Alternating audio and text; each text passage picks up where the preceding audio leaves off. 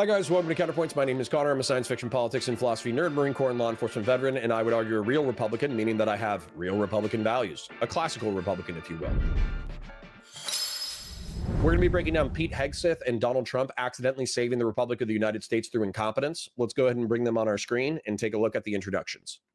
If it would play, that would be... All right. Generals, admirals, senior leaders, good morning. Wow. What a group here today. I will tell you that our enemies are terrified right now that we are all in the same room, and that is a true statement. Welcome everyone to Marine Corps Base Quantico and the first ever. From Bumbly says, how many crayons do you have in your butt right now, homosexual boy? From Bumbly, you've kind of been annoying, so bye. Key leaders all call to the Commandant and all of the Marines that have made this event possible. Thank you.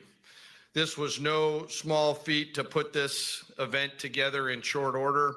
And I'm glad there's pull-up bars just outside. The SEALs in the corner out there are very happy about that. I regret to inform you there will not be a PT test after this event because I know you all would crush it. Listen, this guy's doing his best, okay? He's doing his best, but the fact that he's doing like a stand-up routine and he's talking about physical fitness to a bunch of 60-year-old salty-ass generals and there's not even a chuckle in the audience, I think I'm picking up the vibes. Last night, I had the privilege of joining the Secretary and the Joint Chiefs in honoring 50 Gold Star families at the White House. No. Okay, we're going to start fighting already, which is perfectly fine.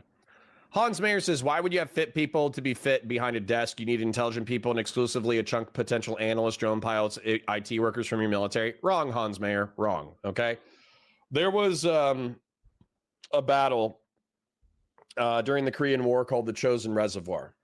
And what happened was the Marines outran their logistics. So they kicked so much North Korean ass that they got past the 38th parallel. They got up to the Chosin Reservoir. They were chasing North Korean soldiers up to the Chinese border. And then 2 million estimated Chinese soldiers overran their position. And what happened is all the cooks, all the logistics personnel, all the truck drivers, all the admin people, they had to pick up weapons in order to blast Chinese dudes for like days at a time. And so if you had unfit, fat, heart attack prone, stroke prone pogues, person other than grunts, then the Marine unit and the Army units would have been overrun and they would have been slaughtered to a man. Instead, what happened is they engaged in a fighting retreat. And I'm pretty sure they preserved like 90% of their forces while having like a 5-to-1 or 10-to-1 kill-death ratio, which is impressive because in 1952 or 53, whenever this happened, they weren't tracking KD ratios, okay?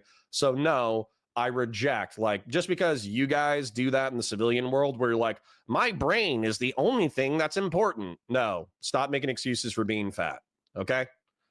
You know, we're all a little bit fat. I got an extra 10 or 20 pounds on me. I probably couldn't run a sub 10-minute mile right now. But guess what? If I needed to, if I was a part of the armed forces, I would be expected to run a sub 8-minute mile. I would be expected to get 10 to 20 pull-ups. I would be expected to do 20 to 50 push-ups. I would be expected to be able to do 100 crunches. And that's just normal. Your body should not be something that drags you down, especially if you're involved in armed conflict. The President, the First Lady, and our nation honored their loved ones' service and sacrifices. Teammates, it was a quiet and deeply meaningful event that reminded all of us that were lucky enough to be there of the serious and unforgiving nature of the business that we are in, fighting and winning our nation's wars. Leaders, we are living in dynamic and potentially dangerous times. Global risk is on the rise. Our adversaries are no longer aligning, they are aligned. And we must align with equal resolve. Okay, guys, Latvian hater says, also 75 years ago, you're not going to convince me that pogues can be fat. It's not going to happen. So drop it. No. If you're a member of the military, you should be able to run a sub 8-minute mile or an approximately 8-minute mile. You should be able to do at least like 5. Like if you're a woman or you're like a total pogue or whatever, maybe you should be able to do 5 to 10 pull-ups. If you're actually somebody who takes your fitness seriously, then the standard should be between 10 and 20. And realistically, especially for Marines, 20 pull-ups is possible. When you have a 4-year contract to work on pull-ups, you can get 20 pull-ups. The thing with pull-ups is you have to do pull-ups.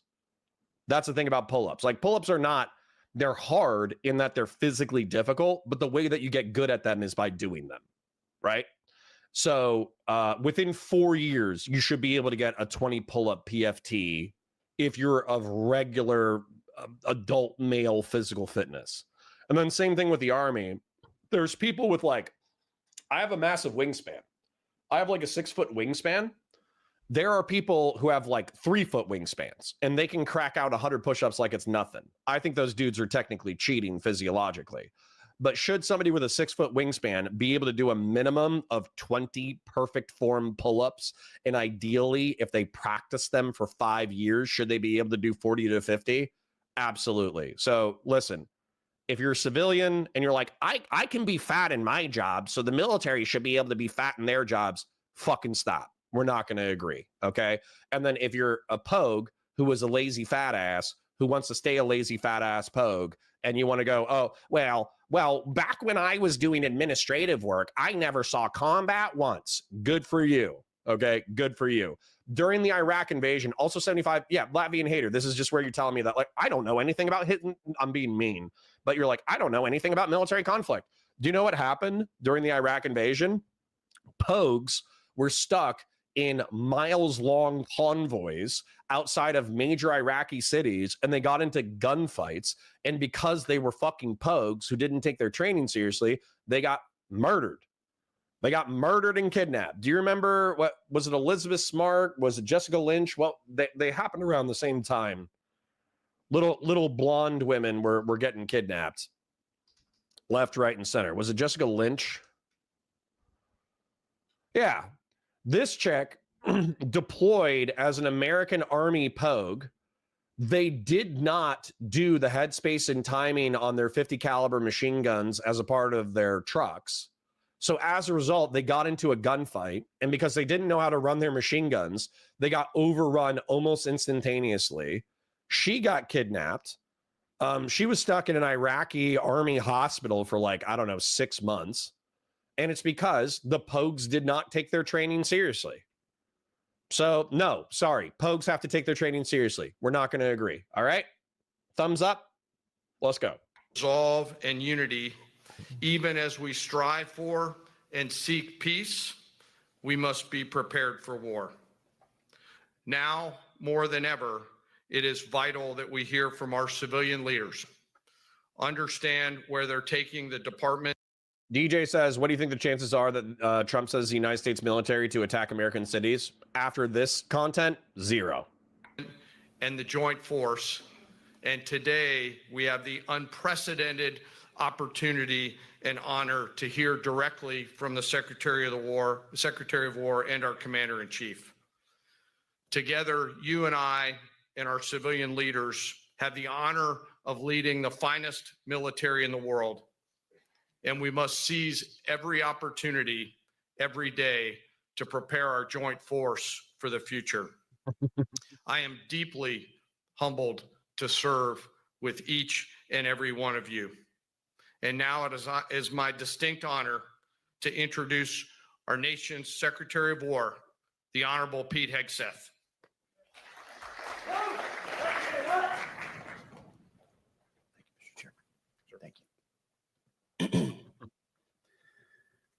Please take your seats. Okay, that was a polite clap at the beginning. I'll take it.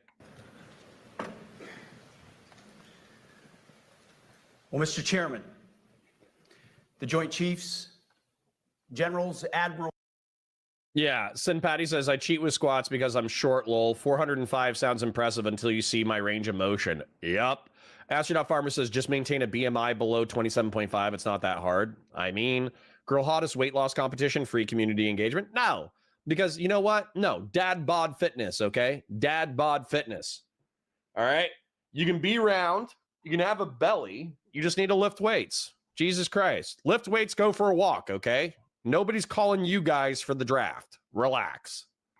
Commanders, officers, senior enlisted, NCOs, enlisted, and every member of our American military.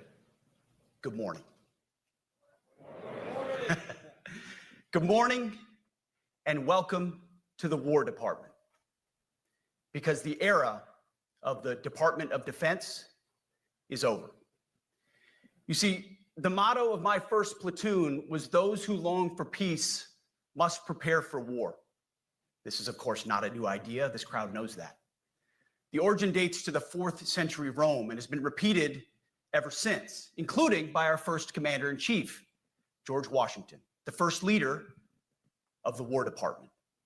It captures a simple yet profound truth. To ensure peace, we must prepare for war. From this moment forward, the only mission of the newly restored Department of War is this: warfighting, preparing for war and preparing to win, unrelenting and uncompromising in that pursuit. Not because we want war, no one here wants war, but it's because Let's be real, some of them do. But Val says, I was a platoon, PTL, I'm not sure what that stands for, in the Air Force, and I would see ridiculous stuff to get out of PT tests, like sipping from dip bottles in the parking lot to get out of tests. Yeah, Val, and if you had good leadership, or if you were good leadership, then you would chew the ass of the kids who were doing that.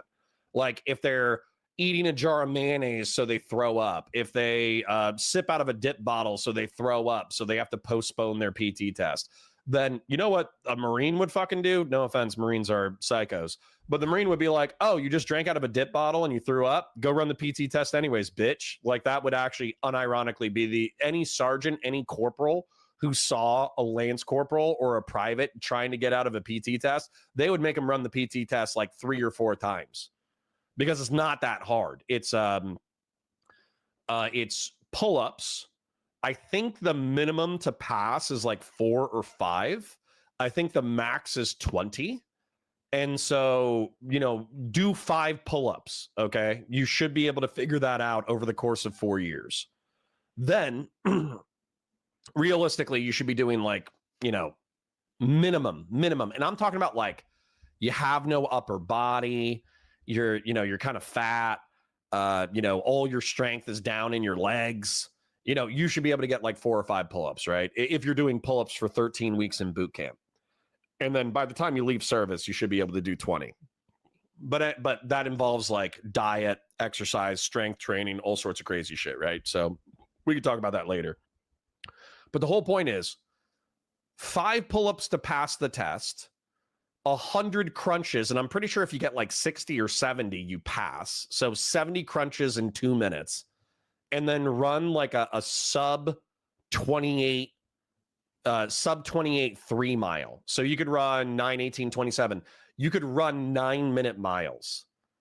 To pass is almost nothing. Okay. Now, if you just pass, the Marines are going to think you're a piece of shit. They're going to chew you out. They're going to make you do more PT. They're going to put you in the fat kids club. They're going to make you work out more until you get a better PFT. So I don't want you to think that passing the fitness test should be the bare minimum standard. However, the point is that like, if you can't get that, or if you think that's too high of a standard, then Pete Hegseth is right and you're a fucking pussy. Okay? So I hate to say that. Like, I know we're all here to laugh at Pete Hegseth being cringe and being like, talking to a bunch of 60-year-old salty generals as if they're 19-year-old PFCs. That's why we're here. Because unironically, through this dude being a motivated moron, he probably just saved the Republic of the United States. But don't get it twisted. just because I think that this guy and Donald Trump accidentally saved the Republic of the United States doesn't mean that you're going to turn around to me and be like, oh yeah, turns out that you can be morbidly obese and fly a drone. It's like, yeah, go fuck yourself, you know? No, just because I hate Pete Hegseth doesn't mean that I don't think you should pass PT tests. Jesus Christ. Pump the brakes there, guys. Because we love peace. We love peace for our fellow citizens. God, I wish I could insert the peacemaker thing here. It's like, I love peace so much, I would kill every man, woman, and child. They deserve peace, and they rightfully expect us to deliver it. God, you guys suck, dude. Creek Dreamer, if you have intelligence and understand strategy in war, I don't care how fat you are. Who cares if you're physically strong if you're an idiot? Yeah, there's a 2,000-year-old quote about this. The what is it? The society that divides its thinking men and its warriors will have its wars fought by morons and its thinking done by cowards. So the fact that you guys even like associate intelligence with lack of fitness is like a 2,000 to 3,000-year-old problem. It's cringe and it's cope. Go for a walk, start lifting weights. Jesus Christ. I'm gonna have to be I'm supposed to be here bullying Pete Hegseth, and instead I'm gonna have to be bullying all the fat people in my own chat. And by the way, again, I'm 10 or 20 pounds overweight. I'm a little fat, okay? But I like lifting weights and I like going for walks. You should like lifting weights. You should like going for walks. Jesus Christ. Our number one job, of course, is to be strong so that we can prevent war in the first place. The president talks about it all the time. It's called peace through strength. And as history teaches us, the only people who actually deserve peace are those who are willing to wage war to defend it. That's why pacifism is so naive and dangerous. It ignores human nature and it ignores human history. Either you protect your people and your sovereignty, or you will be subservient to something or someone. It's a truth as old as time. And since waging war is so costly in blood and treasure, we owe our republic a military that will win any war we choose or any war that is thrust upon us. Should our enemies choose foolishly to challenge us, they will be crushed by the violence, precision, and ferocity of the War Department. In other words, to our enemies, F-A-F-O. If necessary, our troops can translate. All right. This was, that was cringe. The fuck around, find out shit. That was cringe. But he got like 2 or 3 Snickers from the crowd. So, you know, I won't dunk on him too hard. Stop being cringe in chat about being, you know, fat for fun, and I'll actually start criticizing Pete Hegseth. Okay, so the reason why this is cringe, let me explain why it's cringe, is that the military is not like, it is a war fighting organization, and that should be the focus. I agree with Pete Hegseth in that regard. The mission of the military is not to necessarily have the political considerations at the ground level. The mission of the military is fighting and winning wars. So on the battlefield, there should not be another military force. It doesn't matter if it's Russia, if it's China, if it's the Taliban, if it's the Haqqani network, if it's Al-Qaeda, if it's, I'm trying to think of another terrorist org, ISIS. There should be no one who can compete with us.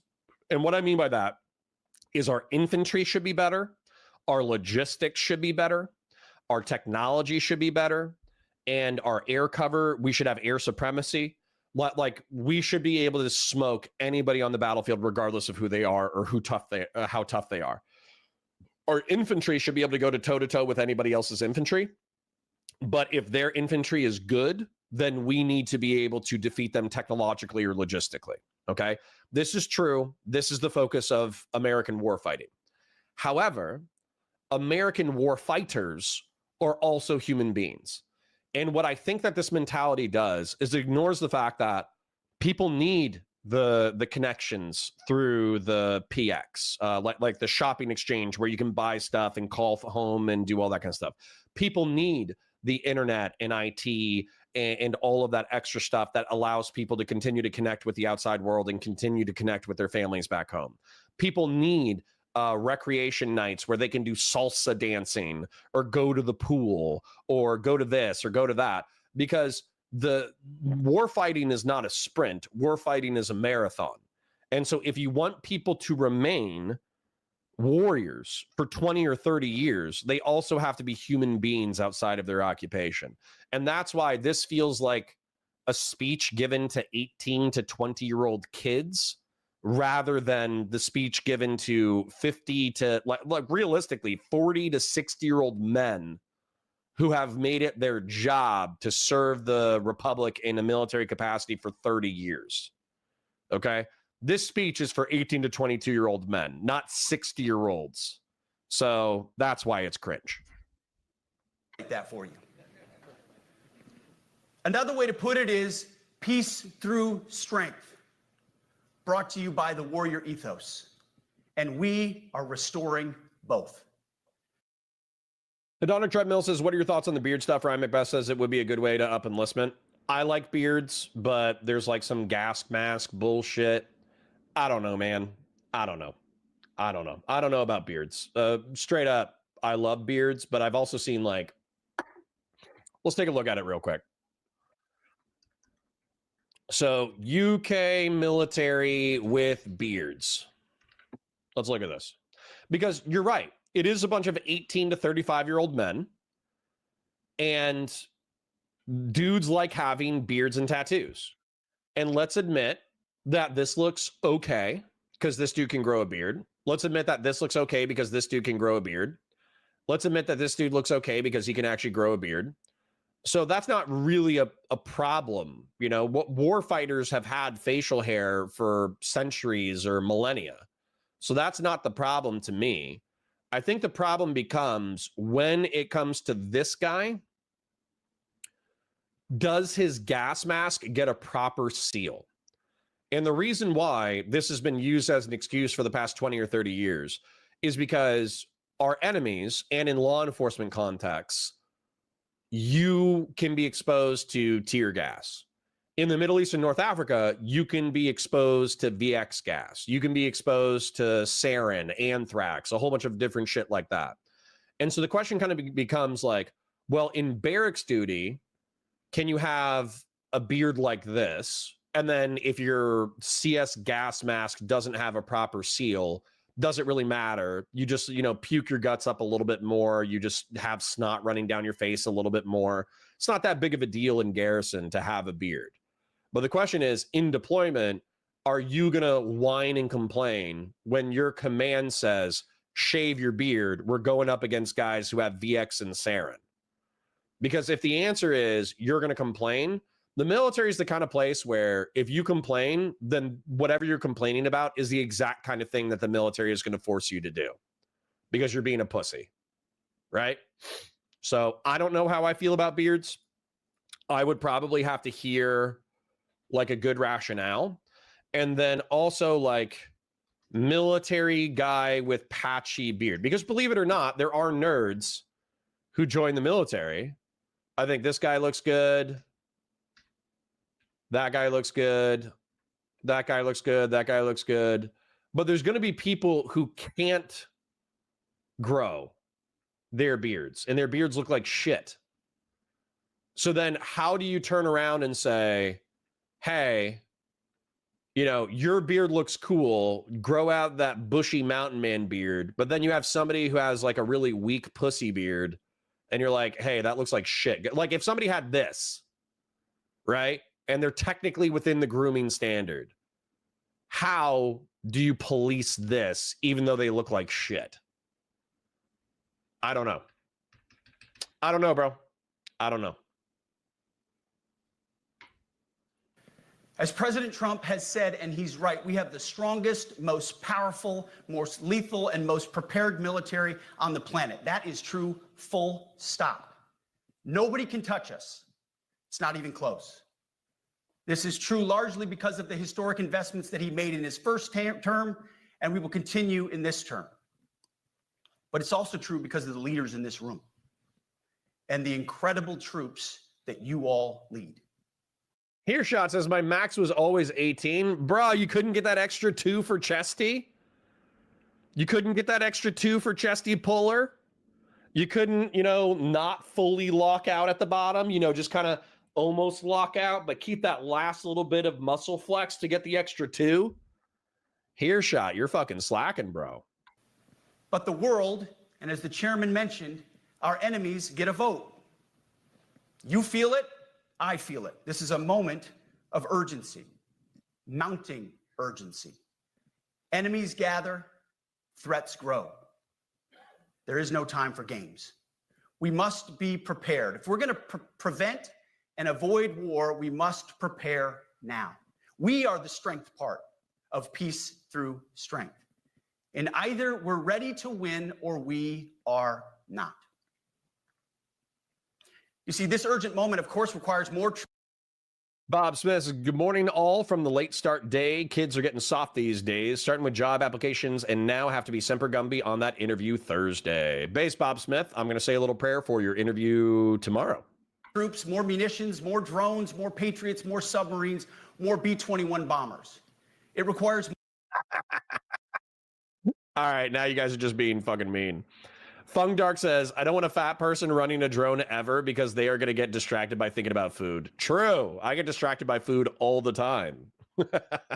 More innovation, more AI in everything and ahead of the curve. More cyber effects, more counter UAS, more space, more speed. America is the strongest, but we need to get stronger and quickly. The time is now, and the cause is urgent. The moment requires restoring and refocusing our defense industrial base, our shipbuilding industry, and onshoring all critical components. It requires, as President Trump has done, getting our allies and partners to step up and share the burden. America cannot do everything. The free world requires allies with real hard power, real military leadership, and real military capabilities. The War Department is tackling and prioritizing all of these things. And I'll be giving a speech next month that'll showcase the speed, innovation, and generational acquisition reforms we are undertaking urgently. Likewise, the nature of the threats we face in our hemisphere and in deterring China is another speech for another day, coming soon. This speech today, as I drink my coffee, this speech today is about A little shot of liquor in there, a little bit of liquid courage in the middle of the speech. Now I'm being a dick. I don't know if there's alcohol in there, but if I had to take a bet, I'd put up like $20, like 51.49 that there's booze in there. about people, and it's about culture. The topic today is about the nature of ourselves. Because no plan, no program, no reform, no formation will ultimately succeed unless we have the right people and the right culture at the War Department. If I've learned one core lesson in my 8 months in this job, it's that personnel is policy. Personnel is policy. The best way to take care of troops is to give them good leaders committed to the warfighting culture of the department. Not perfect leaders, good leaders. Competent, qualified, professional, agile, aggressive, innovative, risk-taking, apolitical, faithful to their oath and to the Constitution. See, I'm all right with that. Hegseth can be an idiot. He can be, he can be a Fox News pundit. He could be like a major. And by the way, he went to like 2 Ivy League schools. So I'm not saying that he's actually like a genuinely unintelligent person. What I'm saying is he doesn't seem to have like really strong control over his life. That's the main thing that I'm pointing out. He's divorced, God bless the divorcees. So I'm not hating on that part of it. But the point is that like he's a divorced alcoholic Fox News pundit. Okay. That's what's really going on here. Okay. So that's actually, I have no problems with what he just said though. That effectively, like, we need to be fast, we need to be strong, we need to be lethal, we need to be competent, we need to be intelligent, we need to push the bounds of what we're capable of, we need to be creative, we need to be brave. These are all perfectly fine things to be said. This also could have been done via email.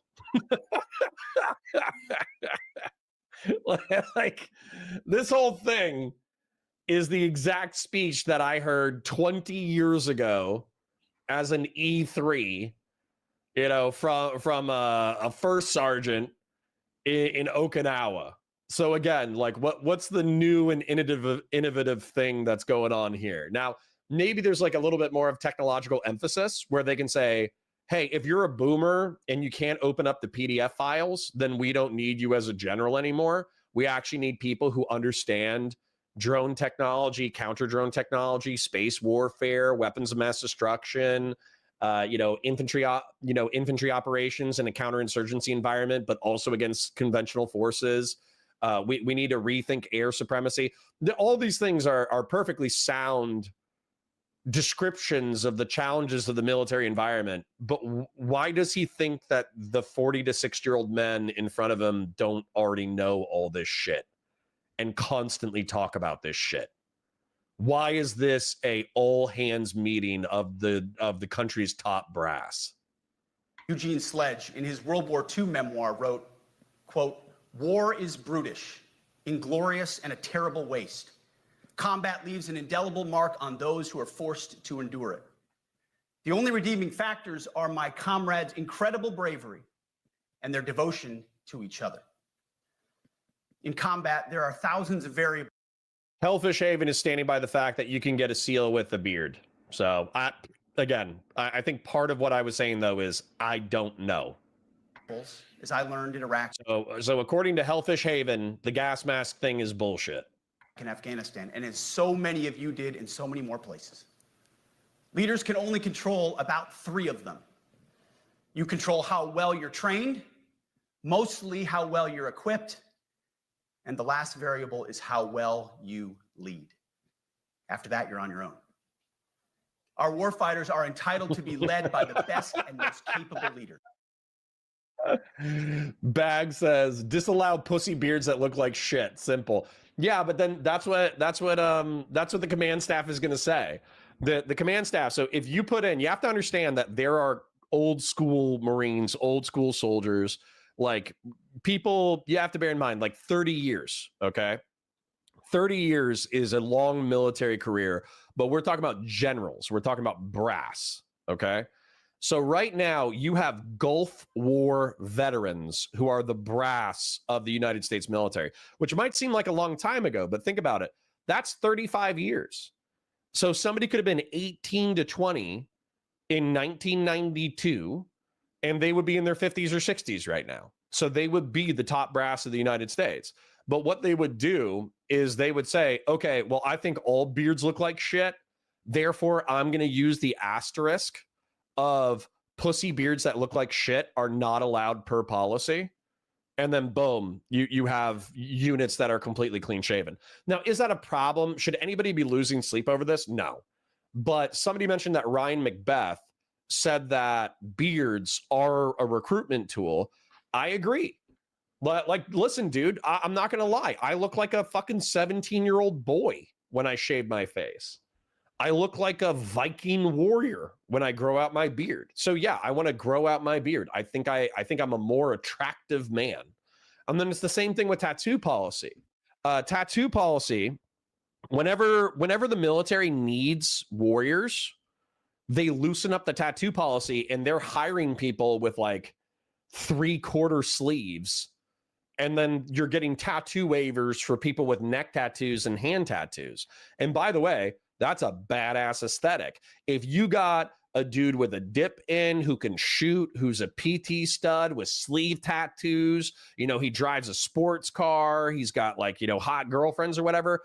I saw that guy. That guy was cool as fuck. That guy, he bought, because there were dozens of these guys during the War on Terror, but they moved to Okinawa. They moved to Japan.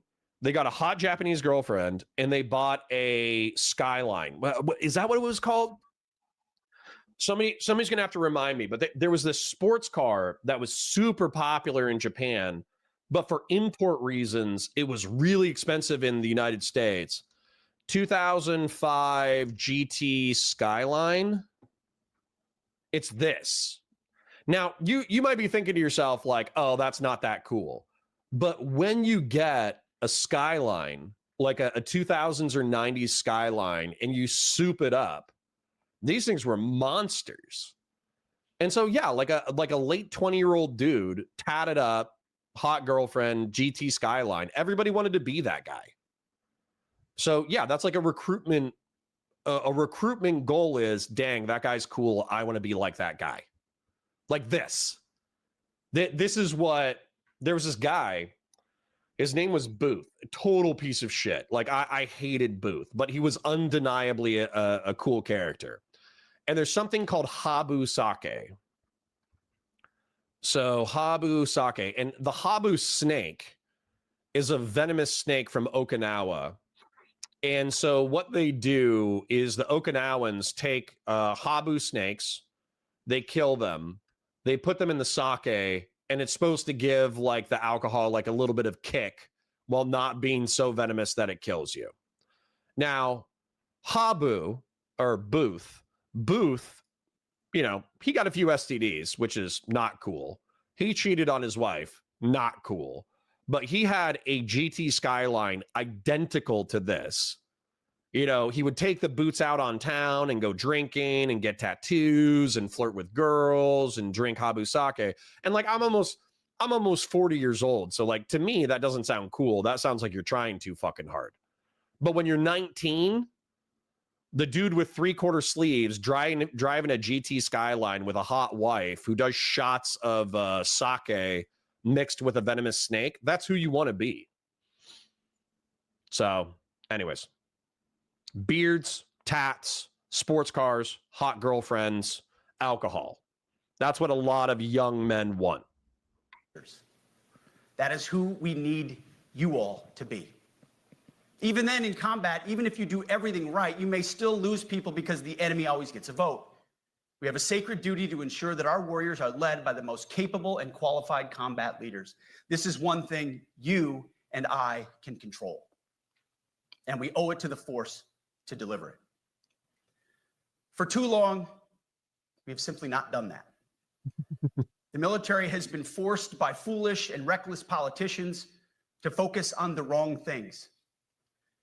In many ways, this speech is about fixing decades of decay. Bex for 5. Thank you for the super chat, by the way. Hegseth sounds like every boot who comes home after boot camp and does the cringe moto thing on Facebook before they've actually been to the fleet. I agree. This is a speech for 18 to 22-year-olds, not 60-year-olds. What the fuck are we doing, man? That's why this room is dead silent. It's because it's like, yeah, dude, this is the same speech I give to my 18 to 22-year-olds. Why the fuck am I here? Some of it obvious. Sorry, quick show. We got 150 people. I parasocially love you for being here. Like the stream, share it with your friends, engage with chat. Lots of super interesting, fun people in my chat. Probably the best chat in Twitch and YouTube politics. They're all 3,000 IQ, Giga Chats, and Giga Stacy's. Super chats if you got them. Memberships if you got them. Parasocially love you. Thanks for being here. Some of it hidden. Or as the chairman has put it, we are clearing out the debris, removing the distractions, clearing the way for leaders to be leaders. You might say we're... What does the enemy get a vote mean? So the enemy gets a vote means that you do not control all combat scenarios. There's this awesome movie. It's really, really, really, really, really good. And it's called The Hornet's Nest. And you should take a look. Military documentary. So Hornet's Nest. You should watch this. 2004. I forget where it is. Is it in Korengal Valley? The Hornet's Nest will be hitting theaters May 23rd. It's a groundbreaking immersive feature film using unprecedented real footage of the story of the elite sent into a dangerous mission inside Afghanistan's most hostile valleys. I think it's in Korengal. If it's not in Korengal, it's in another like shitty Afghan valley pass. But effectively what happened was the Afghan Taliban and, Haqqani network or whoever was there, they were just ambushing the shit out of Americans within like a certain valley set. So they intentionally sent in, I think it was 75th. Well, 75th is Rangers, right? It's some airborne unit. I forget who it is. It might be Screaming Eagles. It might have been the 101st. but they get sent into this valley. I'm not trying to get copyright struck, so I'm going to flip around. And they get into a firefight, and they do dominate the enemy. They blow them up with tow missiles, they hit them with airstrikes, but they get into a hard firefight and they lose like half a dozen dudes. Yeah, 1, 2, 3, 4, 5. I think they lose half a dozen dudes. And what's so crazy about this is they get into a decent infantry firefight, a decent infantry scrap, but they lose people. And one of the most heartrending moments of this entire thing, because you're effectively deployed with these guys via video camera for the length of the documentary, is they have like the staff non-commissioned officer. I forget if it's like the first sergeant or whatever, but they have their first sergeant or equivalent or sergeant major who does this, you know, funerary procession for the half dozen people that they lost in this battle. And he's like super brave, doesn't cry, steady voice during the command ceremony, during the funeral ceremony. And then the second that his troops are away and he's like with the camera, he falls apart. He just falls apart. He just starts crying. And he's not being a pussy or anything. Like he genuinely, his heart and his soul ache that half a dozen members of his company got wiped out in this battle. And so he's just like mourning the loss of half a dozen young men who died bravely in battle. And so the reason why I bring that up is that even when you have air supremacy, even when you have a technological advantage, even when you have a logistical advantage, even when you have the best crack infantry on the planet, what he means by the enemy always gets a vote is he means that the enemy always gets to dictate some level of what happens in the battlefield. No matter how dominant you are, you will take casualties. So that's what he means. So maybe that's cringe to you. It's not that cringe to me. I understood it. It made sense. Ending the war on warriors. I heard someone wrote a book about that. For too long, we've promoted too many uniformed leaders for the wrong reasons, based on their race, based on gender quotas, based on historic so-called firsts. Here we go. We've pretended that combat arms and non-combat arms are the same thing. We've weeded out so-called toxic leaders under the guise of double-blind psychology assessments, promoting risk-averse, go-along-to-get-along conformists instead. You name it, the department did it. Foolish and reckless political leaders set the wrong compass heading, and we lost our way. We became the woke department.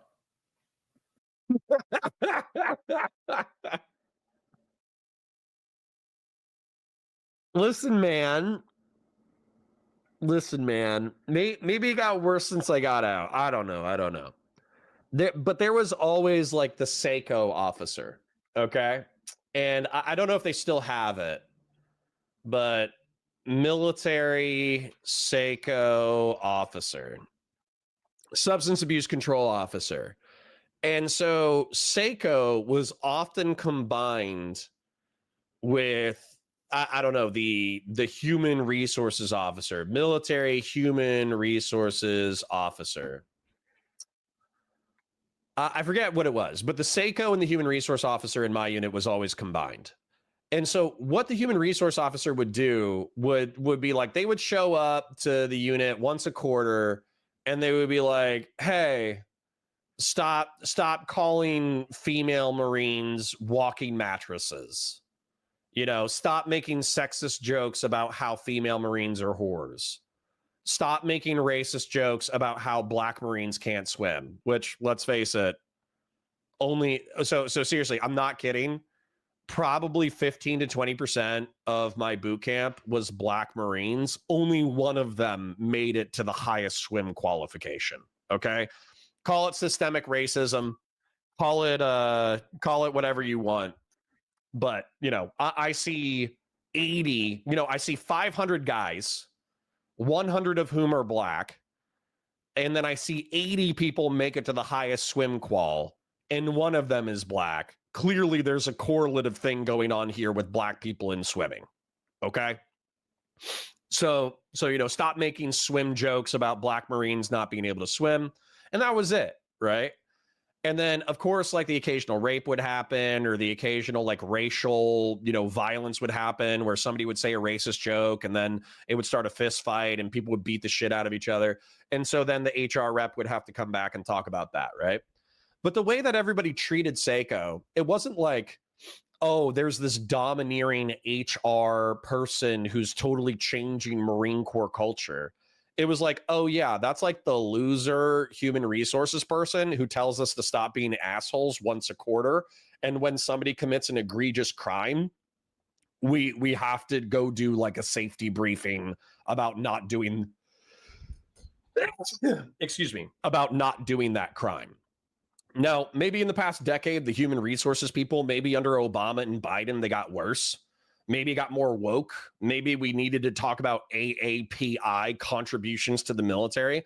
But I'm going to go ahead and tell you, like, my expectation is if Marines in the modern era went and did a Asian American and Filipino diversity initiative, the first thing they're doing as soon as they get done with the AAPI briefing is they're bullying the Filipino member of their team.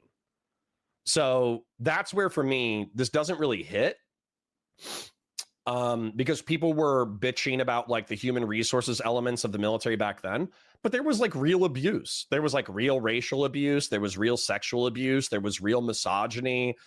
There were real sexual assaults. There was real fights over racial issues. So like the human resource officer still needs to exist. Whether or not they've gotten cringe in the past decade, I have no idea. Somebody who's like a more current military member could probably better inform you about how woke the modern military is. But not anymore. Right now, I'm looking out at a sea of Americans who made a choice when they were young men and young women to do something most Americans will not, to serve something greater than yourselves, to fight for God and country, for freedom and the Constitution. You made a choice to serve when others did not. And I commend you. You are truly the best of America. But this does not mean, and this goes for all of us, that our path to this auditorium on this day was a straight line, or that the conditions of the formations we lead are where we want them to be. You love your country, and we love this uniform, which is why we must do better. We just have to be honest. We have to say with our mouths what we see with our eyes, to just tell it like it is in plain English, to point out the obvious. This is why I love my chat, by the way. John Timoshenko says mandatory facial hair transplants.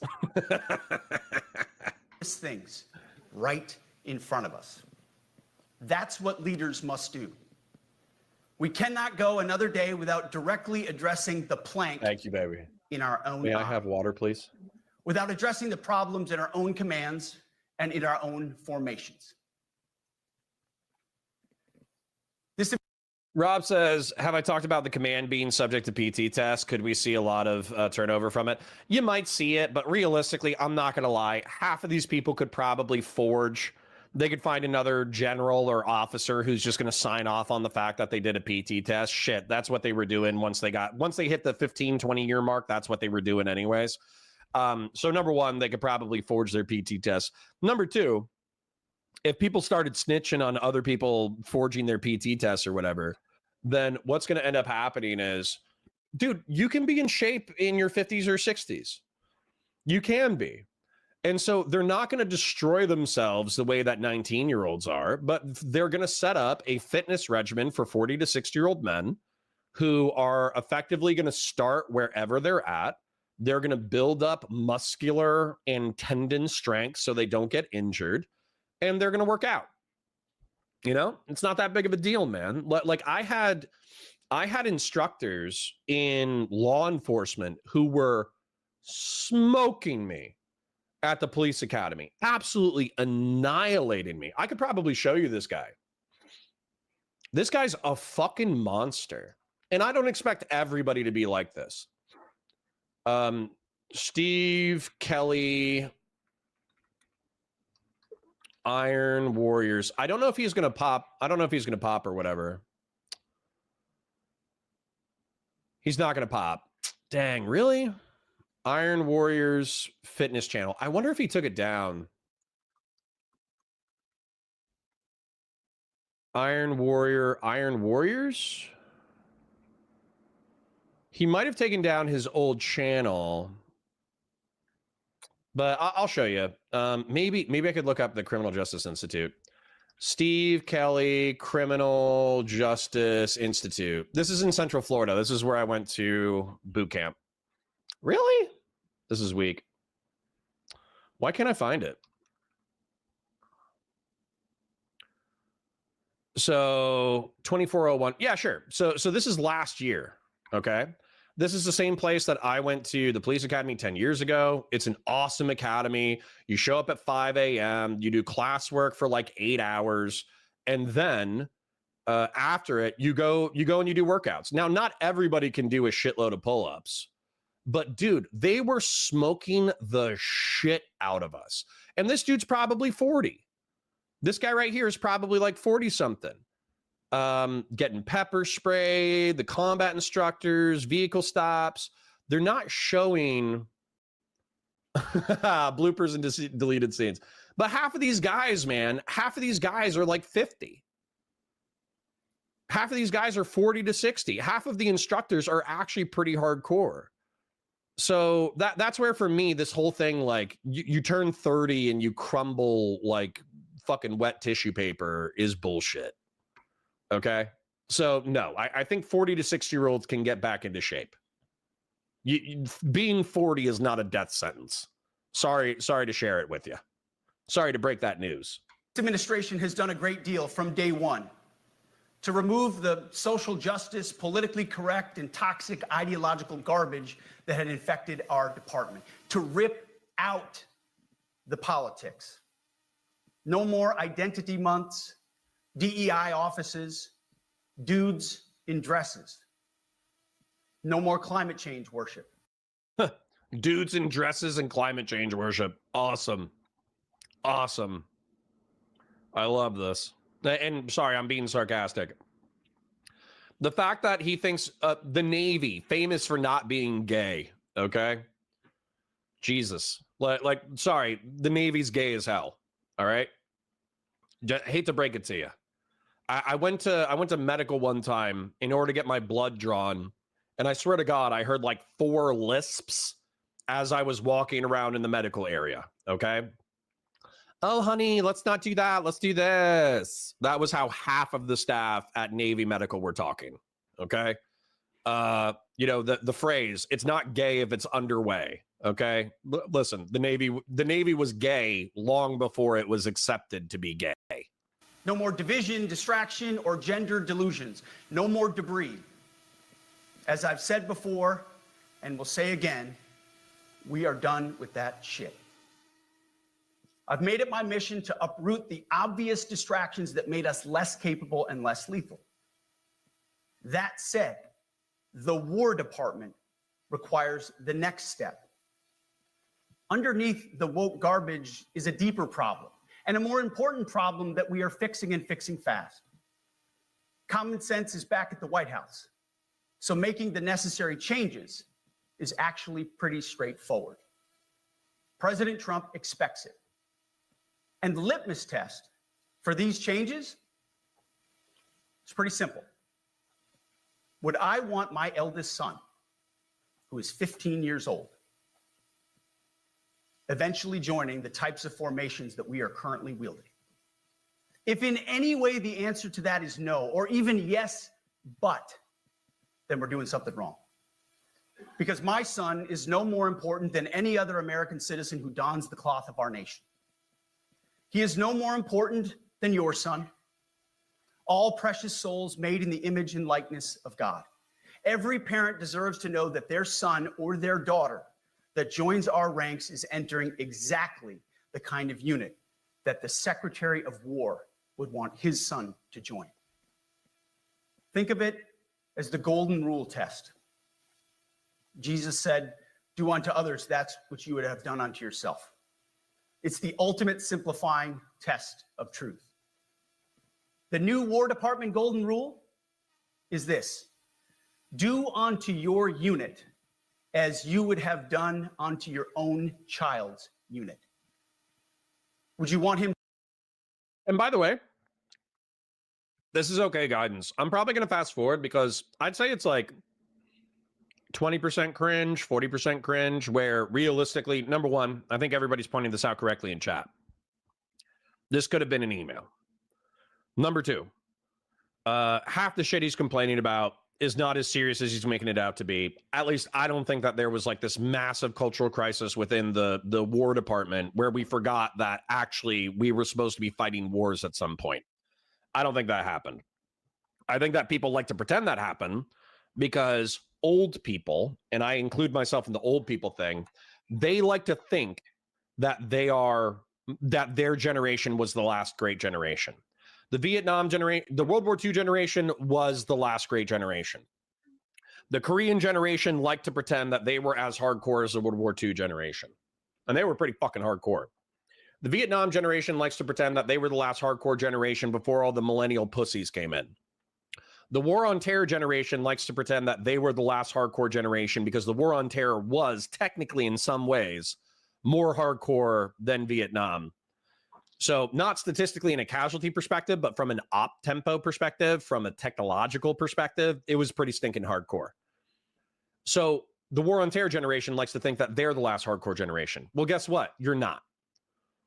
Warrior tradition traces back thousands of years. And you can go ahead and find, there's this awesome quote from Socrates. Just in case you ever think that you're the main character, let me go ahead and disabuse you of this notion, okay? Greek philosopher, come on, quote, "The children love luxury and don't respect their parents." Okay. Here we go. The quote: "The children now love luxury. They have bad manners, contempt for authority. They show disrespect for their elders and love chatter in place of exercise," is wildly misattributed to Socrates. The statement likely originated as a summary of ancient complaints about youth by a student named Kenneth John Freeman in a 1907 dissertation. So it's misattributed to Socrates, but it's supposed to be a quote from that time where Greek philosophers were bitching about how kids sucked.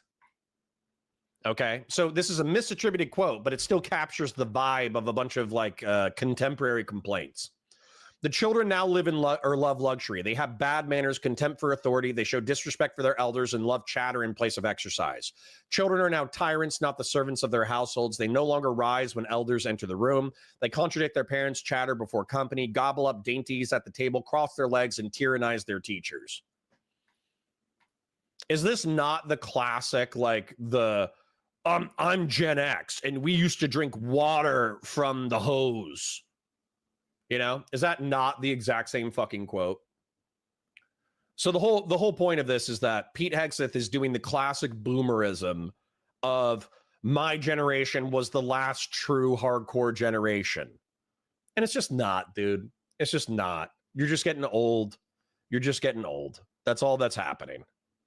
Serving with fat or unfit or undertrained troops, or alongside people who can't meet basic standards, or in a unit where standards were lowered so certain types of troops could make it in a unit where leaders were promoted for reasons other than merit, performance, and warfighting?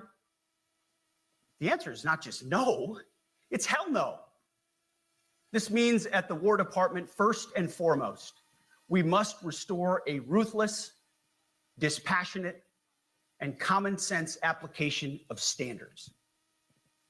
I don't want my son serving alongside troops who are out of shape, or in combat unit with females who can't meet the same combat arms physical standards as men. Or troop. Sabian Green says, well, there's the problem. They had crack infantry. They need meth infantry. True. Let's give Pete a little bit longer and then we'll move into Trump. But so the whole point is, if I'm not summarizing it to finish it. I'm summarizing it just to make the point.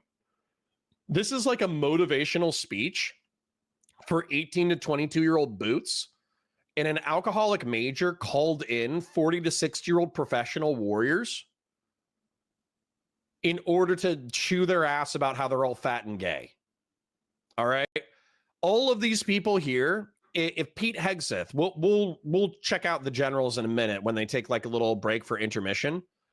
But if we get to the end here and there's like polite applause, then I'm telling you, if Pete Hegseth comes back in 2028 and he's like, yeah, I need half of you to depose the other half in order to install Trump as dictator for life, they're all going to tell him to go fuck himself. So that's why the title is what it is. Trump and Hegseth accidentally saved the Republic is they just annoyed the people that they would need for a coup. Okay? Which is awesome. All right. Plague Doctor says, if I remember it right, it was the 503rd and 173rd guys that got torn up in there. I believe it. Who are not fully proficient on their assigned weapons, platform, or task. All right, I'm going to fast forward because this is like, you're woke, you're fat, you're gay, you're incompetent. Bullying and hazing. To empower leaders to enforce standards without fear of retribution or second guessing. Of course, you can't do like nasty bullying and hazing. We're talking about words like bullying and hazing and toxic. They've been weaponized and bastardized inside our formations, undercutting commanders and NCOs. No more. Setting, achieving, and maintaining high standards is what you all do. And if that makes me toxic, then so be it. Second, today at our direction, we're ensuring that every service, every unit, every schoolhouse, and every form of professional military education conduct an immediate review of their standards. Now, we've done this in many places already, but today it goes across the entire Department of War. Any place where tried and true physical standards were altered, especially since 2015 when combat arms standards were changed to ensure females could qualify, must be returned to their original standard. Other standards have been manipulated to hit racial quotas as well, which is just as unacceptable. This too must end. Merit only. The president talks about it all the time, merit-based. Here are two basic frameworks I urge you to pursue in this process. Standards I call, my staff's heard all about them, the 1990 test and the E6 test. The 1990s test is simple. What were the military standards in 1990? And if they have changed. Oh, how much do you want to bet? That, so hold on. How old is Pete Hegseth?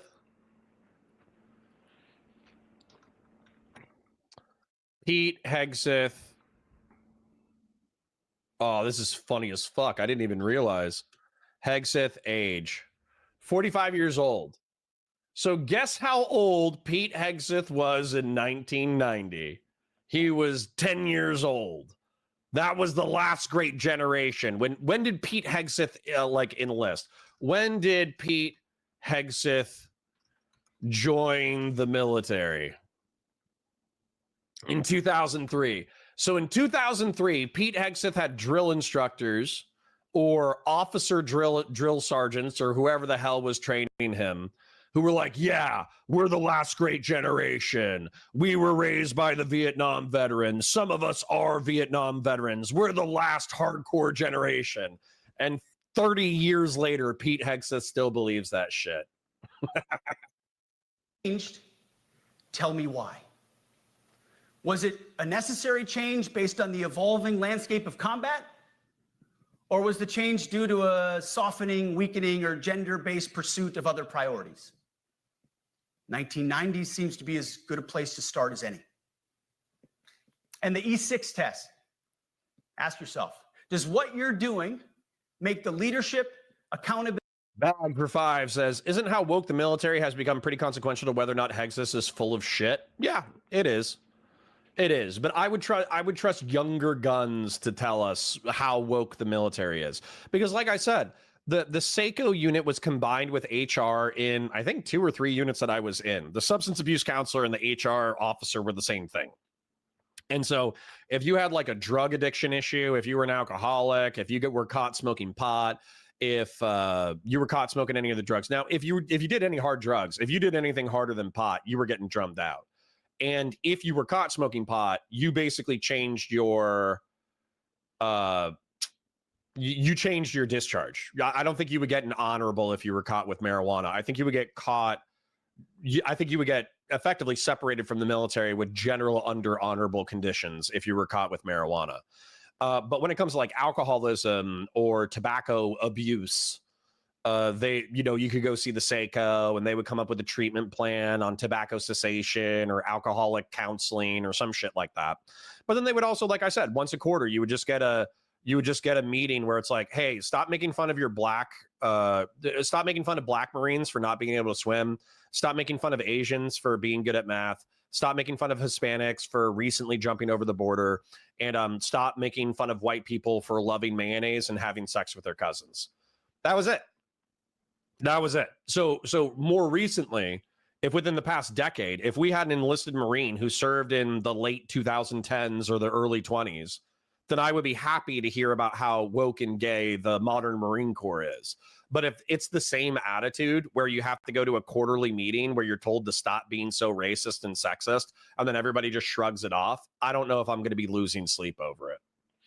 I'll tell you, when I see military TikToks and I see cringe enlisted people trying to get laid, and I see goofy enlisted dudes doing homophobic and homoerotic jokes, and when I see enlisted dudes doing crazy stunts in the barracks that result in injury, I'm like, okay, nothing's changed. And lethality efforts of an E6 or frankly an O3, does it make it easier or more complicated? Does the change empower staff sergeants, petty officers, and tech sergeants to get back to basics? The answer should be a resounding yes. Okay, I think we get it. He's just tired of seeing fat people. He's tired of seeing fat people. He's tired of seeing women and gays in positions of power. He wants, straight, and you can say I'm straw manning that, like, he only wants straight white men to be in positions of power or whatever. But like, it is a straw man. It's a straw man. Meritocracy is good. Okay. So I'm okay with the meritocracy. I'm okay with that. I just think that he's bought into too much of his own bullshit. And once again, I have no idea why this fucking speech was necessary for the brass. And to just drive home the point of this content, just because we have a healthy chunk of people here, the whole point of this is that they called in the most powerful men in the country. These are men responsible for running multi-billion-dollar units. They're responsible for stealth aircraft. They're responsible for submarines. They're responsible for aircraft carriers. They're responsible for, battalions of thousands of men. They're responsible for entire theaters of warfare that have hundreds of thousands of troops and millions of civilians inside them. These are effectively the lords of the American military that they have called in order to talk about. And a 45-year-old alcoholic who is effective, who at the peak of his career was a middle manager, just wagged his finger at them and said, "You're fat, you're gay, you're not, following the standards, and as a result, go do a PT test or you're fired." So he just pissed off all of the people that he would need in order to coup the country. And so once again, what I'm going to say is, if you were worried about a military coup, I was already only worried about a military coup on like a 1% chance basis. I was not really that worried about it. I think that there's enough people within the United States military who genuinely take their oaths to the Constitution very seriously, especially the people who have been in for 30 or 40 years. Those are the people that you're going to need for a coup. Well, Pete Hegseth just called them in for a cringe meeting and called them fat and gay.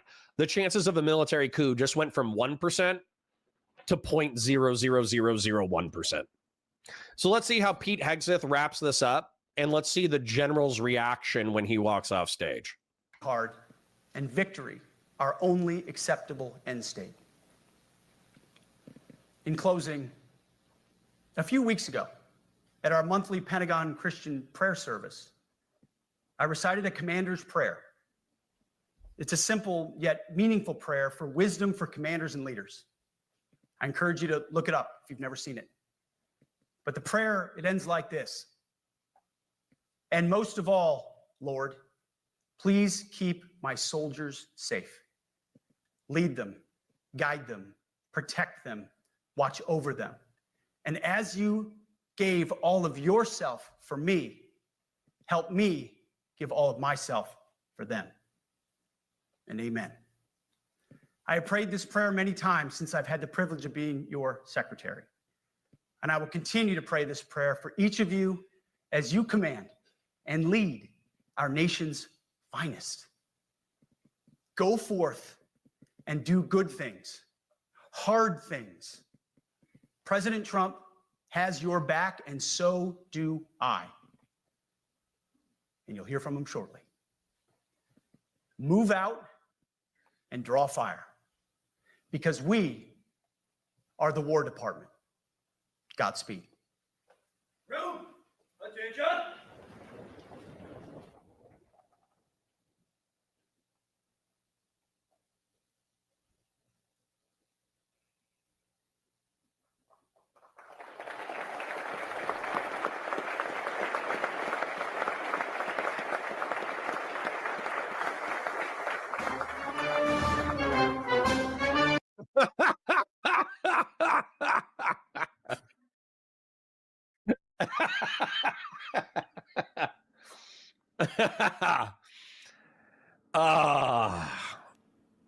Yeah. I want you guys. He thought he was going to have his Patton moment, bro. He thought he was going to have his Patton moment. And this is what happened instead, okay? Room, attention.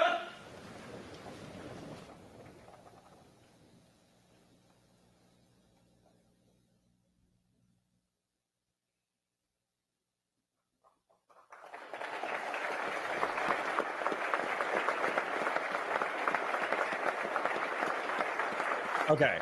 So if you showed me this exact clip, and if the audience, he said, you know, I'm Pete Hegseth, you know, he didn't say that, but if he said, this is the War Department, and then he walked off stage, and the generals couldn't contain themselves. They were so excited. They were like, oh my God, that was the greatest speech I've ever heard. I'm so sick of these woke gays and women and blacks infecting the military with their woke bullshit. I can't wait to take back the military for the straight white man. Then what would have happened is you would have had all of the generals stand up, and they would have started applauding like it was the end of a 90s film. Everybody would be like, let's go. That's what would have happened. But what happened instead, because these guys are 20 year to 30 year or even 40 year professional veterans. These guys have been serving since the 1990s. They were held to the standards during the 1990s, and they are the people who choose the standard now. And you know what happened is that the HR officer lady was a little bit annoying sometimes, and maybe some blacks and some gays and some Asians were a little bit sensitive about some bullshit, but realistically we should be nice to racial and sexual minorities anyways. So we're going to split the difference, and we're going to do a quarterly HR meeting about not being racist and not being sexist. I have to presume that that is the standard of what these guys have experienced in reference to DEI and woke shit. All right. Now, maybe in reference to like military standards, in reference to like combat arms standards, maybe there was like a slip there that needs to be fixed, where like it goes back to a higher standard for physical fitness for combat arms. But that's an easy fix. That's okay. Let's change the fucking standard a little bit. That's an easy fucking fix. So the fact that they weren't on their feet screaming and crying and laughing and applauding and yelling, that already tells me that this went over like a fart in church. This went up like a fucking lead balloon. This was Pete Hegseth's Patton moment, where he was going to get the United States military on his side to return to standards, to return to the warrior ethos, to stop being woke, to do all this bullshit. And all he did is he annoyed the fuck out of everybody who he needed in order to secure power for Donald Trump. This was perfect. And if you're like, Connor, this wasn't even that interesting. Pete Hegseth didn't even make that many good points. He just called everybody fat and gay and said they need to get in shape. Yeah, that's exactly what happened. These people care more about aesthetics than they do practical power. They care more about being perceived as tough than actually being tough. They care more about being perceived as innovative than actually being innovative. Innovative. So yeah, dude, no coup. The coup's off. The 2026 and 2028 coup. I think it was Hans Mayer, by the way, who bet me $20 that we weren't going to have elections in 28. No, sorry, we're going to have elections in 28. Pete Hegseth just guaranteed we have elections in 28. Let's go ahead and check out Trump because I have a feeling that it's going to be substantively worse. Let's get here.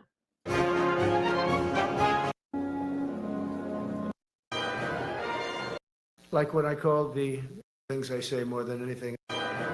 Oh my God. We have to listen to like an old geriatric fucking Ladies rant. and gentlemen, the Secretary of War.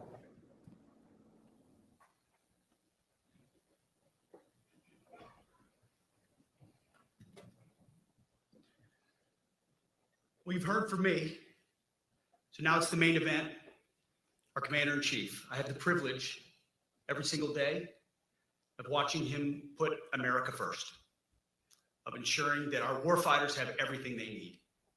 His compass is clear. He's easy to follow because you know he has our back. I was thinking backstage, the man who was the Commander-in-Chief when the War Department was created was George Washington. The man who was president when the War Department was reestablished is President Trump. And when he found out about this gathering of senior leaders, he said, I would be honored to come in order to address and thank the incredible Americans who defend our nation. He has a heart full of gratitude and love for what you do, and we get a chance to see it every day. And I'm honored that this morning you all firsthand get to see it as well. So ladies and gentlemen, join me in welcoming the 45th and 47th President of the United States, our Commander-in-Chief, Donald J. Trump.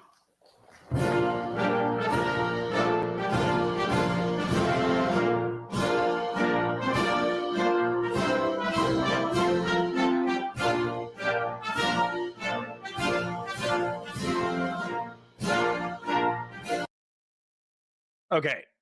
My nephew's friend in the military told me it was pretty bad. Like they could choose to not be yelled at by superiors. Dude, that was like a rumor back in 2010 that the Army had stress cards where their drill sergeants would come in to yell at them, and then recruits were able to pull out a card that said, I'm stressed out, you can't yell at me for the next 5 minutes.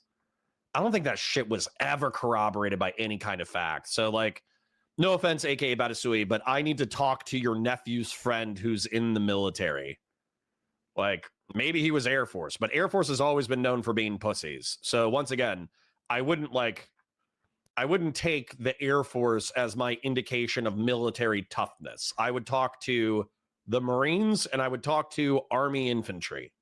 Army combat arms and the Marine Corps in general is my canary in the coal mine for intellectual toughness, okay? If it's Army Pogues, no offense, they've had a bad reputation for being pussies for years. And if it's the Air Force, same thing, okay? So.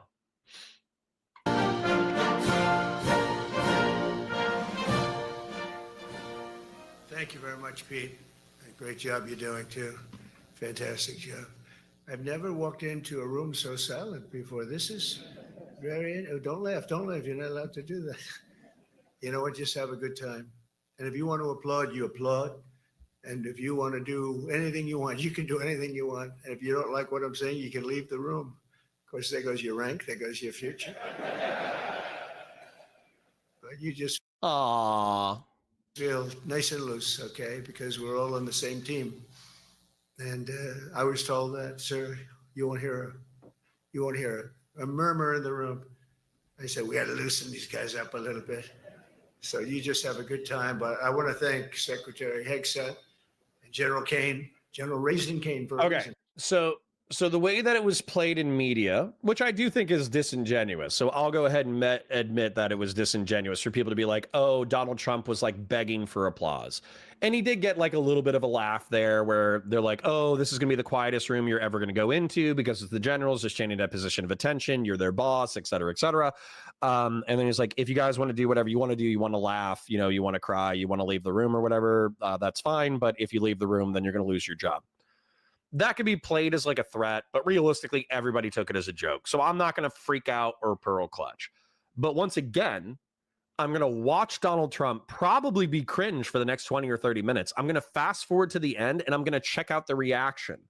And if we had an exuberant, applause-filled speech from Donald Trump, like sucking up to the military so the military in turn owes him personal loyalty, then I would tell you to freak out. But I think that we can safely say that we're going to be just fine. Quick show before we continue. Like the stream. It's free. It lets other people know that we're live and they can come and join us. We got 180 people cross-platform. My parasocially love you for being here. Engage in chat. We got lots of smart, interesting, cool, funny people in this chat, and I parasocially love them because I think I have one of the best chats in Twitch and YouTube politics. Super chats if you got them. If you're just paying bills, I don't need your money. We're doing quite well. However, the channel does run off of money. So if you've enjoyed the content, you've enjoyed my commentary, I appreciate your super chats. If you want to become a member or gift membership, that's part of the way that we continue to, you know, promote the community and make money and all that kind of stuff. Give memberships if you have the opportunity to do so. Let us continue. They call him that. When I heard his name, I said, you're the guy I'm looking for. The Joint Chiefs of Staff and so many others in this room who together represent the greatest and most elite fighting force in the history of the world, the United States military. We're very proud of our military. I rebuilt the military during my first term. It's one of the greatest achievements. We had the greatest economy in history, and I built the military. Those are the two things I say more than anything else. And I also kept us safe at the borders. We had very good borders. We didn't have people coming in from. Is this going to be Donald Trump self-filleting for the next like 20 minutes? Because if he self-fillates for the next like 2 minutes, I'm going to fast forward him. Jails and prisons and everything like took place over the last 4 years. I'll never forget what happened to this country over the last 4 years with the incompetence. There could be no higher honor than to serve as your commander-in-chief. It is a great honor. I look at you, just incredible people. Central casting, I might add. To each and every one of you, I thank you for your unwavering devotion to the armed forces and to the country that we've all sworn a sacred oath to defend. We all have that oath, every one of us. I'm thrilled to be here this morning to address the senior leadership of what is once again known around the world as the Department of War. I know Pete spoke about it. He gave a great speech, I thought. Great speech. I don't want him to get so good. I hate that. You know, no, I hate it. I almost fired him. I said, you can't, I don't want to go on after that. No, he gave a great speech, but he talked about Department of War. We were sitting there. I said, didn't it used to be called the Department of War? And he goes, yes, sir.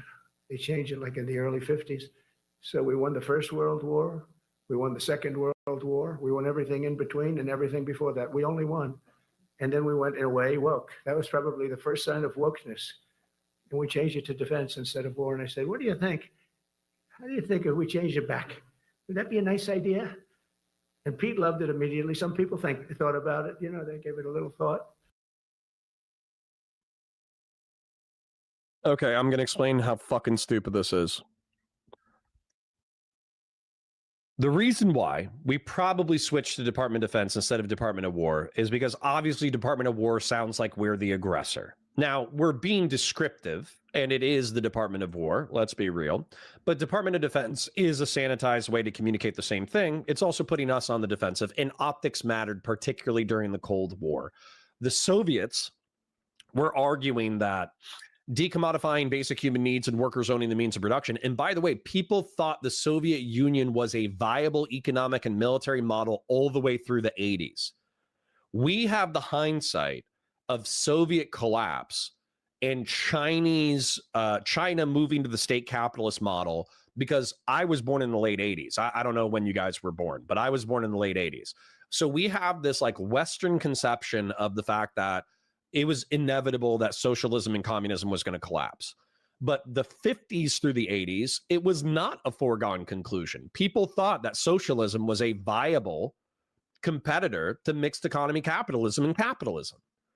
And so the fate of the world was being decided by the words we chose to use, the intel and counter-intel operations we engaged in, the military technologies that we developed, and the way we positioned ourselves militarily. So to say like, oh, well, we went woke by changing the Department of War to Department of Defense, and then we started losing wars left, right, and center because we participated in police actions overseas. It's one of the most middle school, middle IQ, stupid fucking analyses of American military history I've ever heard in my GD life. Okay? We didn't lose Vietnam because we were woke. We lost Vietnam because we were engaged in a long-term defensive action defending a corrupt country that was geographically vulnerable against a more determined enemy. That's why we lost Vietnam. And we didn't have the stomach to stay. That's why we lost. Okay? In Korea, we won. We protected now tens of millions of people from falling to authoritarian communist shitholes. So in Europe, we won. In Korea, we won. In the Middle East and North Africa, we largely won. Iraq still sells us oil. Most people in the Middle East and North Africa trade with us. Most people in the Middle East and North Africa still look to us for security. The reason why the Special Operations Command for CENTCOM, Central Command, the reason why it's based in Qatar is because the Gulf states want us there to protect their energy production. So this whole thing that like we changed to woke and then we started losing is such a mind-bogglingly stupid analysis of military history. It drives me fucking crazy. But in the end, we did it. And I have to be honest, it's so popular. I thought it would be met with fury on the left, but they're sort of giving up, I must be honest with you. They've had it. They've had it with Trump. They've been after me for so many years now.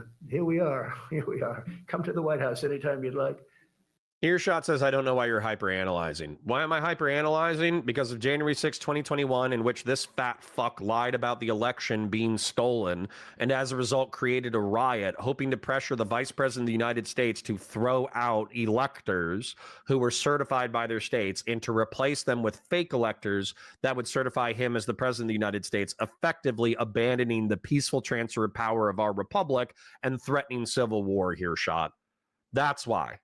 That's why, because while you, being a dick right now, while you and some contrarian right-wingers think it's normal to have this stupid fat fuck come into the presidency a second time after he tried to overthrow the republic 5 years ago, and then also through incompetence kill hundreds of thousands or millions of people overseas, withdraw from our overseas position, fuck over our allies, threaten our allies with invasion, and then punish our allies through tariffs and reward our enemies through his international diplomacy, I don't think it's normal. I don't think it's funny. So I don't think it's normal. I don't think it's funny. I don't think it's cute. I don't think it's cool. And I don't think Steve Bannon saying unironically Donald Trump needs to run for a third term and we can violate the 12th and 22nd Amendment, I don't think it's cute. I don't think it's funny at all. I don't think Donald Trump entertaining that line of thinking is cute or funny. That's why. No, they've given up. They're bad, a lot of bad people. But all over, that's been so popular. It's been very popular. I really thought that we were going to have to sort of fight it through. There's been no fight. There's been no fight. Like when I called the Gulf of America, the Gulf of America, because to me it was always the Gulf of America. I could never understand. We have 92% of the frontage. And for years, actually 350 years, they were there before us. It was called the Gulf of Mexico. I just had this idea. I'm looking at a map. I'm saying, we have most of the frontage. Why is it Gulf of Mexico? Why isn't it the Gulf of America? And I made the change and it went smoothly. I mean, we had a couple of fake news outlets that refused to make the change. And then one of them, AP, took us to court and we won. And the judge, who was a somewhat liberal judge, said, the name is the Gulf of America, because AP refused to call it the Gulf of America. They wrote, they're not a good outfit, by the way. They call it the Gulf of Mexico. I said, no, the Gulf of America is the name. And the judge actually said that, in fact, you can't even go into the room because what you're doing is. Oh my God, this senile, doddering old fuck. Does he not have a teleprompter? I'm going to fast forward because if he's going to self-glaze for 5 minutes, that's fucking cringe. In Afghanistan, which is really the reason I think that Putin went in. He saw that horror show by Biden and his team of incompetent people.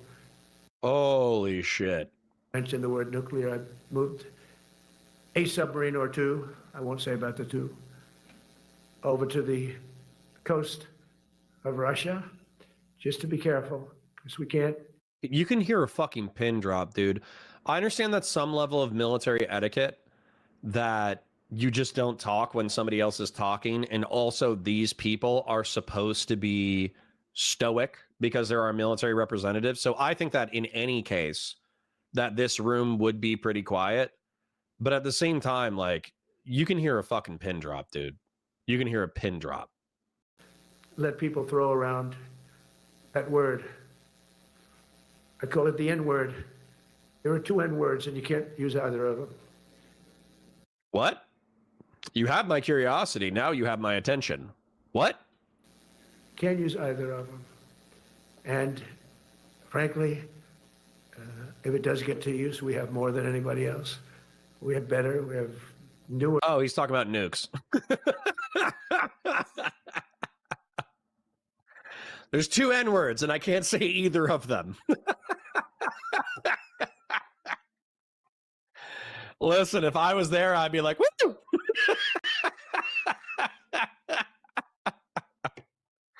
I would be the most celebratory person in the room. But dude, is this just Trump now? Is this just Trump now? Is he just like low energy Trump all the time? Dude, Trump from 2016 would be bullying Trump from 2024. Holy crap. This is low energy. That is something we don't ever want to even have to think about. But when somebody mentions it, that submarine started immediately thereafter. And it's just lurking. Okay, I'm gonna scrub because this is bad, dude. This is bad. And here's the other reason why the title is what it is, okay? The reason why the title is Trump and Hegseth accidentally saved the Republic. So Hegseth called in the most important and the most powerful men of the Department of Defense or Department of War in order to do a pep rally about troop readiness, not being fat and not being gay, okay? They might have humored him in reference to that meeting, but this would be like your manager. Let's say that you're the CEO of McDonald's and somebody who used to be a manager at a McDonald's franchise. You're not even the CEO. You're like, yeah, maybe you're the CEO. Maybe you're on the board of directors. You're the CFO. You're high up brass. You're high up admin for McDonald's, for corporate McDonald's. And a guy who was a manager of a franchise McDonald's is now the owner of McDonald's favorite guy. And so despite him being 20 or 30 years your junior, despite him never having worked on the corporate side, despite him not even understanding the admin side, he comes in order to give you the same speech that he would be giving entry-level employees at McDonald's to get them hyped up for a shift. Okay? Now, maybe you'll politely laugh. Maybe you'll clap because he's the owner's friend, but you're not going to follow that guy. You're not gonna listen to that guy. You'll do what you need to in order to keep your job, but you're not gonna be like, oh yeah, this middle manager from McDonald's is a fucking genius. I'm gonna completely reorient the way that I do my job around the middle manager from McDonald's. That's not gonna happen, okay? And then same thing with this, where you're probably gonna get some polite applause and maybe a few chuckles, but what you're really doing is you're humoring the senility of the owner of the company.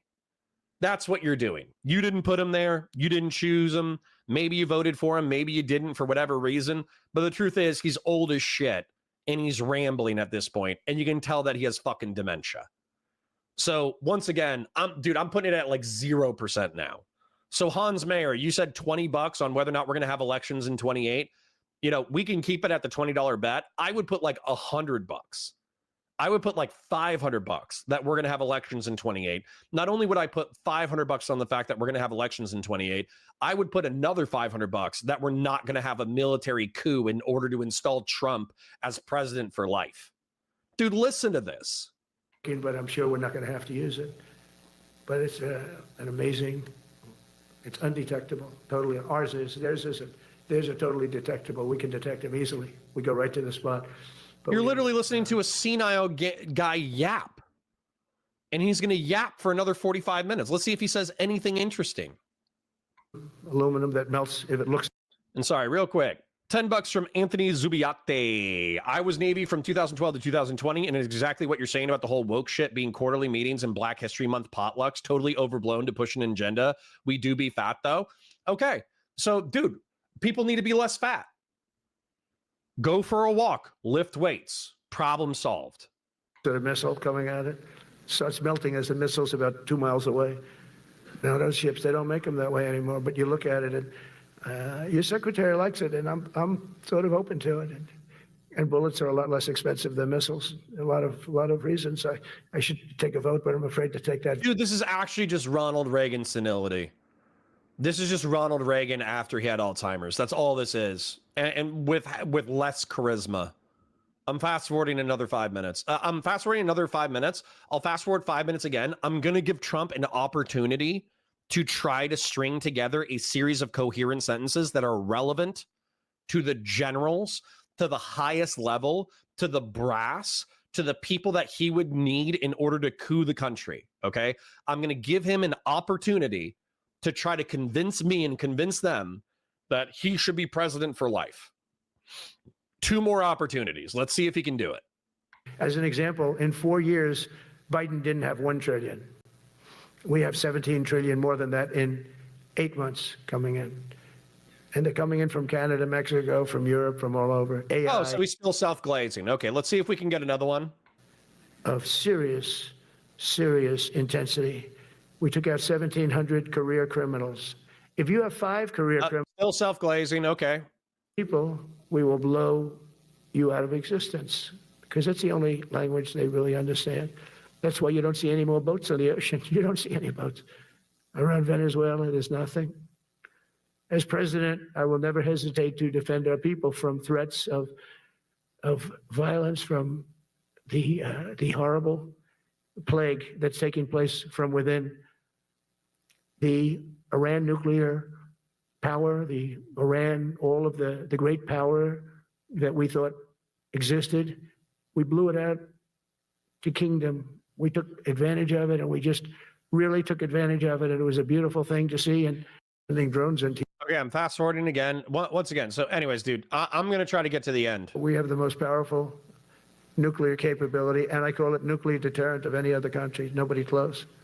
The men and women in this room inherit the legacy built and won by Washington and Jackson, Grant and Pershing, Eisenhower and. Okay, he actually started reading the teleprompter. So let's see if he says anything crazy when he's on teleprompter. This is the President of the United States, one of the most powerful people on the planet.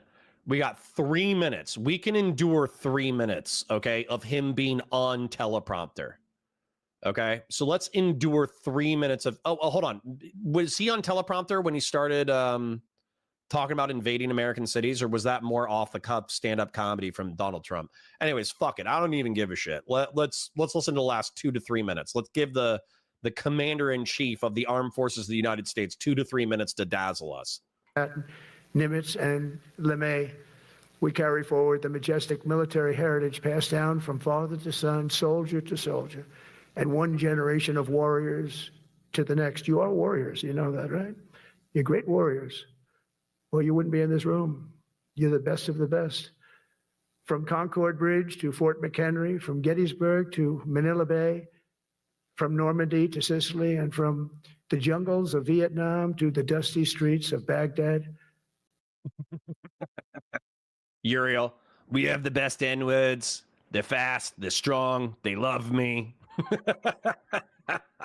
America's military has charged into hellfire, climbed up jagged mountains, crossed roaring oceans, and thundered across open deserts to defend our flag, our freedom, and our homeland. Nobody does it like you. Now we are discovering American muscle, reasserting American might, and beginning the next story chapter in American. Bro, he sounds tired, man. Go home. Gray Jedi says, did you see Ted Cruz say we need to not attack pedophiles? I did, and I've retweeted it a dozen times. I think it's hilarious. Military legends and lore. That's L-O-R-E. It is lore. When it comes to defending our way of life, nothing will slow us. No enemy will stop us. They cannot stop us. And no adversary will stand in our way. They won't stand in our way. We don't want them to stand in our way. We don't want to even put them in that position, but they're not going to stand in our way ever again. You'll never see 4 years like we had with Biden and that group of incompetent people. See, dude, if all the generals were sycophants, they would be laughing and clapping right now. You can't hear a fucking pin drop. People that ran this country that should have never been there. Because we had the United States military, the best, the boldest, the bravest that the world has ever seen, that the world has ever known. With leaders like we have right here in this beautiful room today, we will vanquish every danger and crush every threat to our freedom in every generation to come, because we will fight, fight, fight, and we will win, win, win. I want to just thank you once again, and God bless the United States military, and God bless America. God bless you all. Thank you very much. Thank you.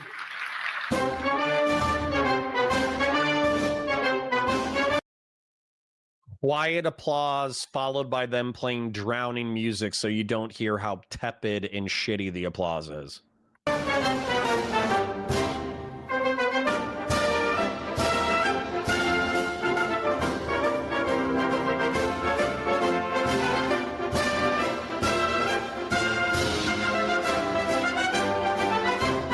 Do a little dance for us, Donnie. Do a dance.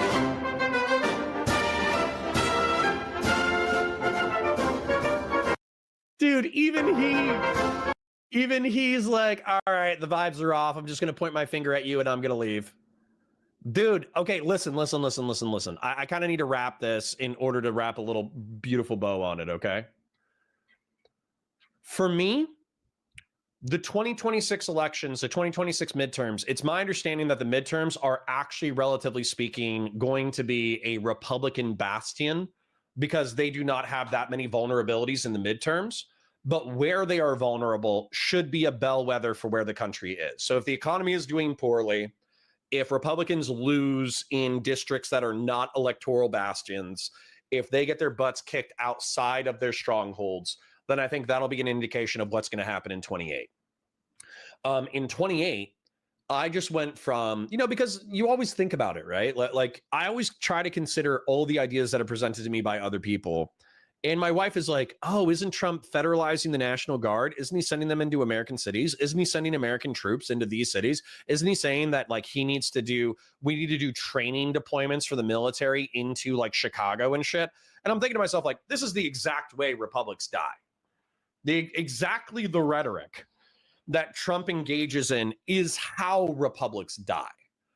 So as a result, is it possible that within a country where the elections are 51-49 for Democrats to win or Democrats to lose, or 51-49 Republicans to win to Republicans lose, is it possible that our military is so split down the middle about where the country is that the brass could foreseeably back a Trump presidency for life and forsake their oaths to quote unquote save the country from the other half of the country? Is it possible?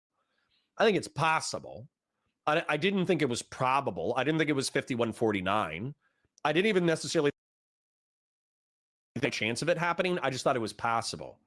I think with Pete Hegseth pissing off the brass by calling them in for a pep rally when they actually have real shit to do, and then Trump giving one of the most anemic, sad, low energy, incoherent, rambling speeches that I've seen from him in a while, because I don't watch Trump speeches.